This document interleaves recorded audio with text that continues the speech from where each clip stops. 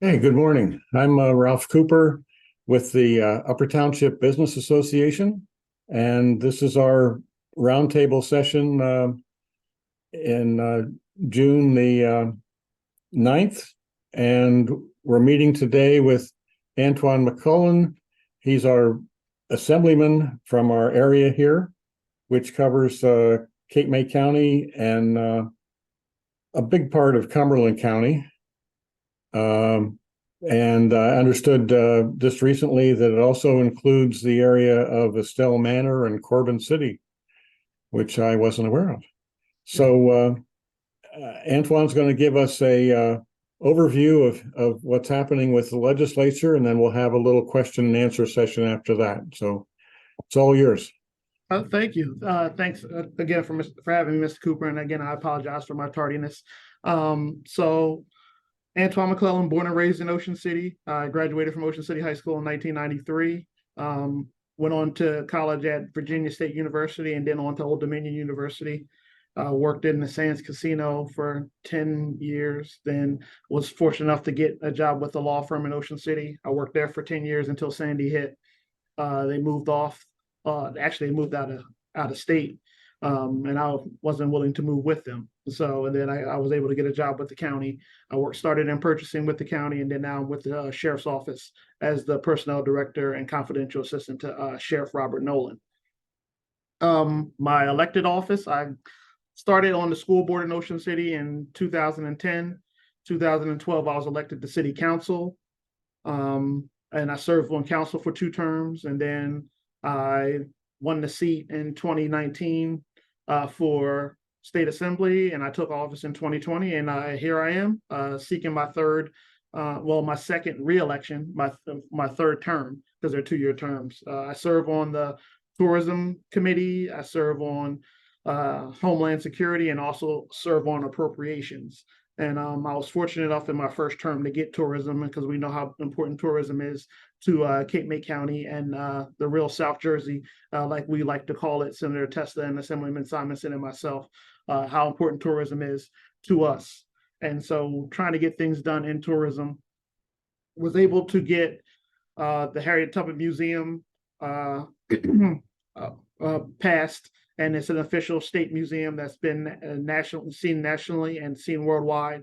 We get people from all over the country and all over the world to come and visit. Also was able to pass a legislation to create a Black History Heritage Trail. And that trail will start right in Cape May County at the Harriet Tubman Museum. And we have a lot of historical African-American sites throughout this county, and also in other like Burlington County, and also up in Paterson, New Jersey, you have Hinchcliffe Stadium. So it'll delineate all throughout the state. The Secretary of State, Secretary Way, they're developing that site and developing the markers as we speak. So hopefully in the fall, we'll start to unveil certain sites and markers and things of that nature.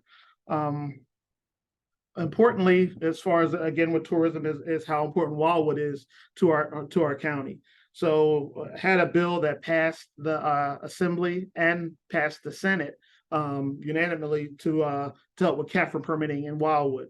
And so it got to the governor's desk, and the governor vetoed it, unfortunately. But we know how important it is to be able to direct or allow our businesses and our communities to flourish. And this CAFRA permitting is kind of is an obstacle that Wildwood has, that we're trying to eliminate, specifically because there's other places that have it and are able to do what Wildwood is not able to do, that are similar, like Asbury Park and Atlantic City. So they fall right in line with them. So we, at this point, we're trying to work with the DEP and also the city of Wildwood, and also the county commissioners to try to get that bill back on and heard, that will allow Wildwood to be successful and succeed.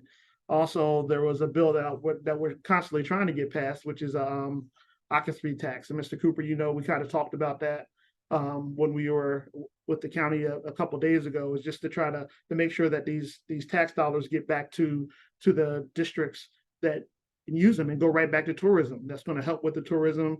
It's going to help with the heritage, historical heritage things. And so that money needs to go back to them, and it allows them to promote tourism as opposed to going to the black hole of the county. So if we can kind of work our way through that and get that bill heard and seen, it'll help out. It'll go a long way as to promoting tourism and doing things in this county and actually the state. Not just this county or district, but also the entire state. And I was fortunate enough to have Mayor, well, he's Assemblyman now, but former Mayor of Atlantic City, Don Guardian, join me on tourism. So together we're going to fight and try to make sure that these tourism dollars return to South Jersey, because we know what we do here in South Jersey is a big part of how the state is successful. And we just feel as though that the North Jersey folks are not really gainfully listening to us and adhering to any issues that we have down here, but they willfully take our money.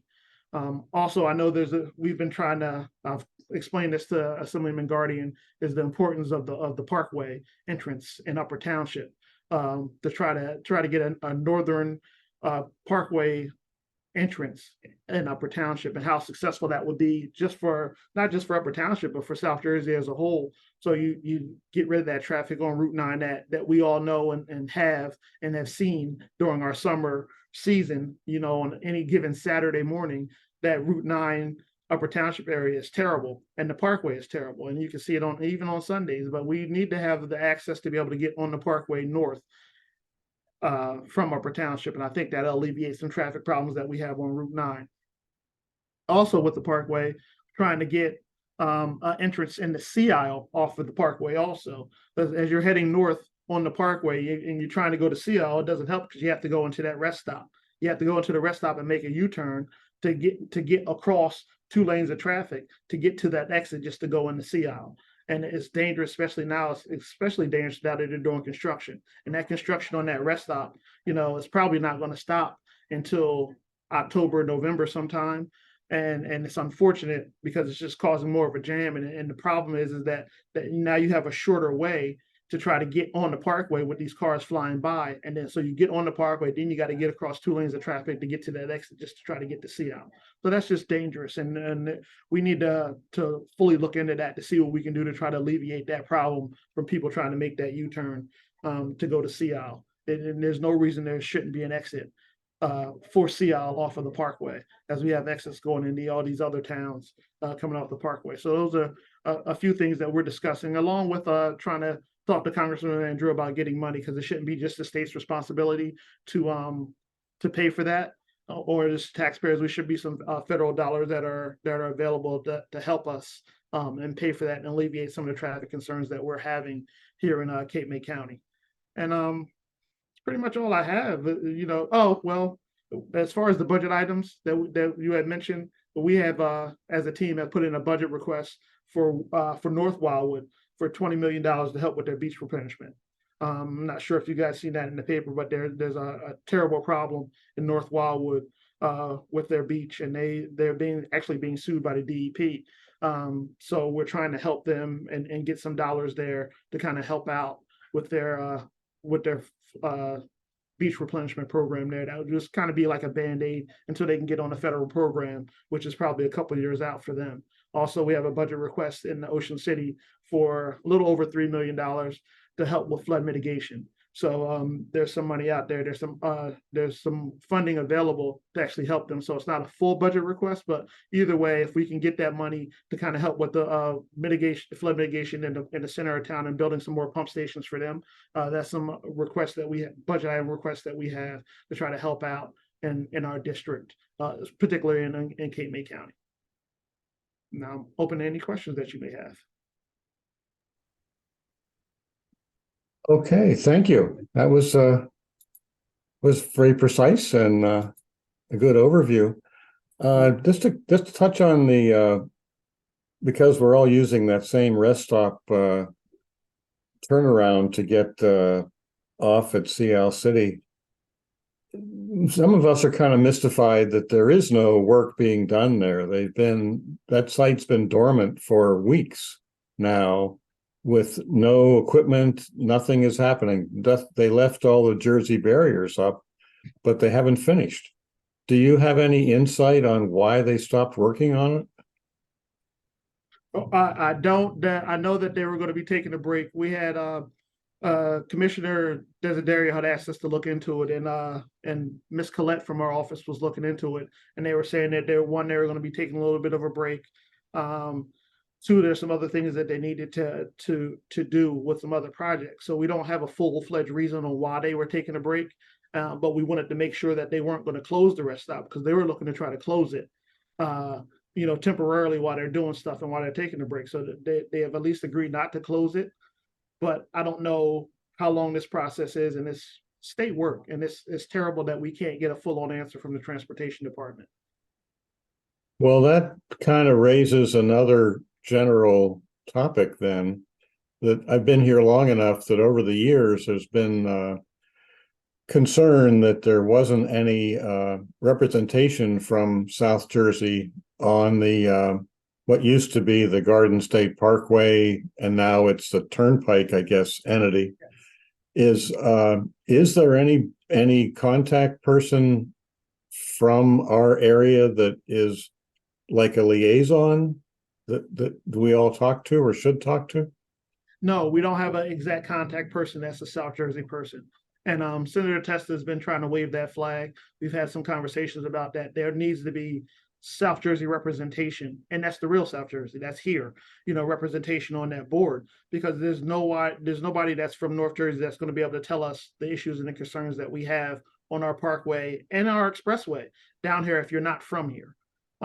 They just assume that just the turnpike and the parkway north is where all the congestion and the traffic is. And during the summer, during this, you can even say from May to September, we can have some issues and you just don't know. And you can even include, February when they had the polar plunges. There's the traffic that can come on the parkway is just ridiculous. And nobody from here is on that board. So they just assume that we're not to say we're desolate, but the population is not what it is in North Jersey.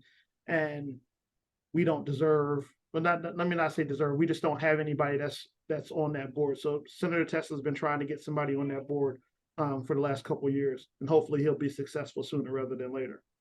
Okay, yeah, that's because for us, those of us that live here, that the fact that the work there had stopped was kind of ironic, I guess we could say. Particularly, we thought they would get it all tidied up before Memorial Day, and then we realized they weren't doing anything.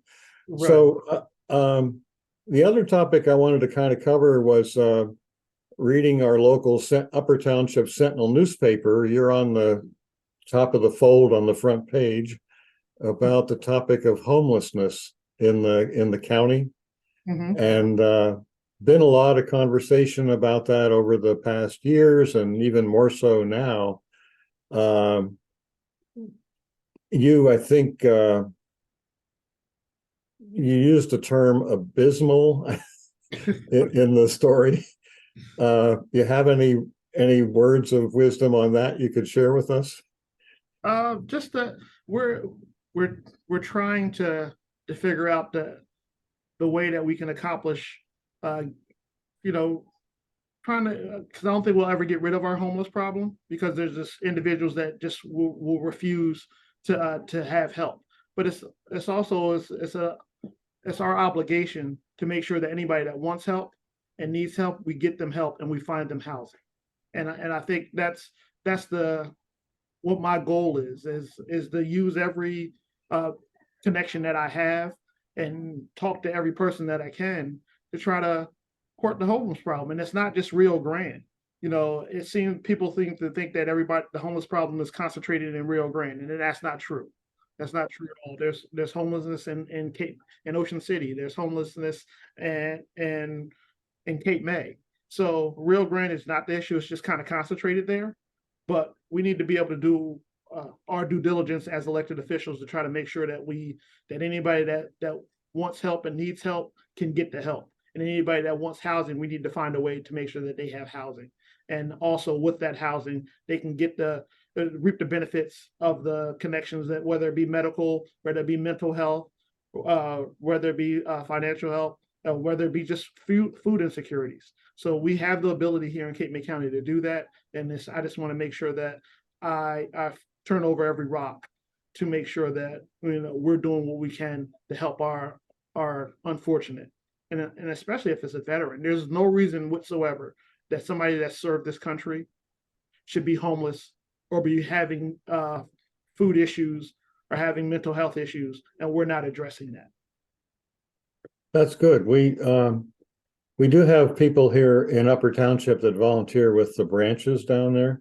Mhm. And I know you mentioned that. And we just 2 weeks ago had the dedication of our latest Habitat house here in Upper Township. A lot of these agencies like Habitat for Humanity I think, are really helping and support maybe the situation of affordable housing, for example, is a big concern. So we have over the past few years have done 3 houses in Upper, and we're going to start a new one shortly here in Palermo. We'll have to have you come and do the groundbreaking with us. I would love that. I would love that. And Habitat for Humanity is awesome. And one of the most disappointing things is when I was on council in Ocean City, Habitat for Humanity was looking to build in Ocean City. And because of some certain individuals and neighbors, they chased them out. And it's terrible that there's a inclination that Habitat for Humanity is giving houses to bad individuals or drug dealers or people who are, it's terrible. And that we need to get rid of that misnomer, because Habitat for Humanity has restrictions on who they can allow to have their houses.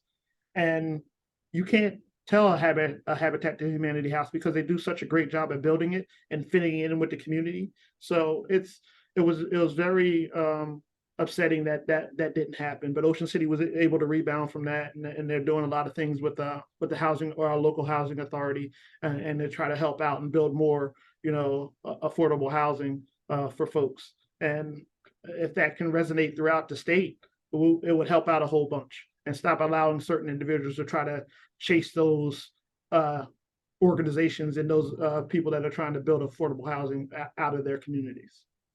Yeah, I think it's a good thing. And we, our business community has been very supportive, and we, have been really aware that the municipality is praised sometimes for not only putting the land up, but also being an advocate for the program. We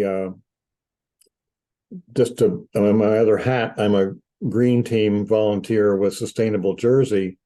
And one of the things we try to do is advocate, for example, recycling, which is what Habitat does with their Restore down in Cape May Courthouse.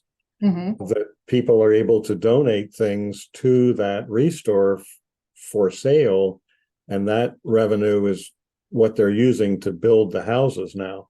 So you have a whole loop of support that comes through different ways. Another topic would be the current headlines in the paper about the concern of law enforcement with juveniles. I saw that Ocean City took some action a week or so ago, and there has been some recent chatter that if one town fixes the problem, we have to be concerned that it doesn't just shift over to another town. Is there any dialogue happening between, like, you as an assembly person with either the prosecutor's office or up at the state level to try to resolve this for this summer? Yes. So fortunately for us, the prosecutor Sutherland lives in Ocean City, and he is the president of the State Prosecutors Association. So he has a little bit of the ear of the Attorney General that he's been nibbling on about this situation for the last 2 years, actually. So last year we had set up, because it's not just our problem here in Cape May County. If you go up and down the Jersey Shore, there's problems similar. So we actually had a meeting set up with the Attorney General, some people from his office, and the prosecutor to discuss, this new legislation on what we can do about these teens last year. And Commissioner Desiderio was a part of that too. But they got, I guess they had a Zoom conference with some leaders from Ocean County. So that didn't go as well. as they thought it would. So then they canceled every other meeting with every other shore town. So, and that happened last year. So, which was not good. But Prosecutor Sellers has been trying to kind of work on this. He was advising some of the mayors of what they should be doing. And then also he said that there was a press conference that the AG had, and it wasn't a press conference. It was a hearing that they had in the State House with the state senators. And he had mentioned trying to make some changes. And the AG had took the exact words that the prosecutor had used. So the prosecutor said, all right, this is my end. So he's been working on letting the AG know that you can't police Newark like you police Ocean City. You can't police Camden like you police, Long Beach Island. So there's a difference on how you have to police these places. So you can't just pass legislation with a fell swoop when we have these other issues.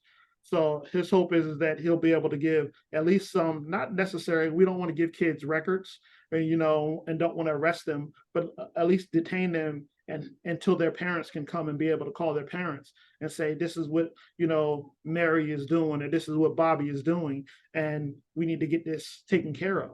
And if they don't take care of it, then you charge the parents, because the parents are the ones that need to be responsible for their kids. If they're allowing the kid to Uber to Ocean City or Wildwood with a bag full of alcohol or marijuana or even weapons now, that needs to be rectified. And the parents need to know what their kid is doing. What parent doesn't want to know if you've had contact with a police officer? I know my parents did.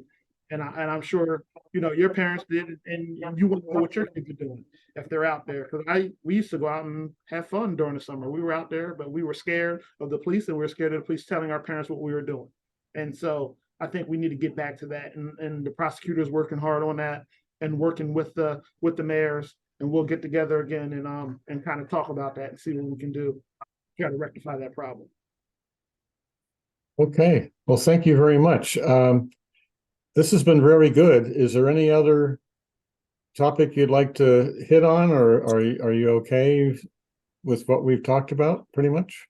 Yeah, I'm okay with what we've talked about pretty much. Okay. Anything, that you need from me, and I'll be gladly to take any suggestions. The good thing is with Verizon, it was Verizon and AT&T. I was able to meet all of those, and actually T-Mobile. So yesterday was just quite interesting at the state chamber to be able to talk to all of those entities. Not Comcast. Comcast wasn't there, but we all know how we feel about Comcast. But but to be able to talk to those entities and their interest in coming down, and other utilities. I mean, AC Electric is great for us, so I don't really have any problems with them. But I know we can call them at any time. Other parts of the state have problems with their utilities. But I think South Jersey Gas and Atlantic City Electric have been doing very well by us. But unless you think differently, let me know. And we have contacts there that we're able to put in touch with you as far as our utilities are concerned. That would be great. Yeah, most of us, we attend these meetings like you do. And in most cases, the utilities have representatives there, and there's a pretty good dialogue. There's a couple we'd like to work on. So I guess the concept that we're doing as a business association is we'd rather have the dialogue when things are going well than when we have some kind of an issue and then we don't know what's happening. So this has been very good. What we'll do is record, put the recording on our website, and we'll go ahead and share some of your contact information of your office, and people that might have any follow-up questions can contact your office as well. That sounds great. So thank you very much.